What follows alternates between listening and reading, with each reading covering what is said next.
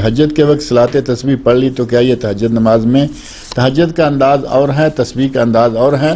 تہجد ہر اعتبار سے ثابت شدہ متفق علیہ نماز ہے اور تسبیح مختلف فی ہے۔ تسبیح کے بارے میں تو بعد میں ماننے سے انکار کر دیا کہ یہ نماز ہی نہیں ہے۔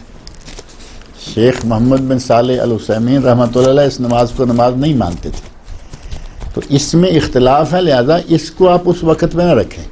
اس وقت میں آپ اصل میں ہر چیز میں کنسیشن کے عادی ہیں۔ آپ تسبیح پڑھنا چاہتے ہیں اور تہجد کے وقت میں تاکہ ڈبل ہو جائے گی نا، تہجد بھی ہوگی تسبیح ہوگی، اتنے کنسیشن ہر جگہ نہ مارا کریں، کہیں کہیں پورا کام کر لیں۔ تہجد کے وقت تہجد پڑھیں، تسبیح کو کسی دوسرے وقت میں پڑھیں، تہجد سے پہلے پڑھ لیں، بعد میں پڑھ لیں، جو بھی آپ نے کرنا ہے۔ تہجد اور تسبیح اس کو ایک وقت میں ایک نام سے نہ لیں۔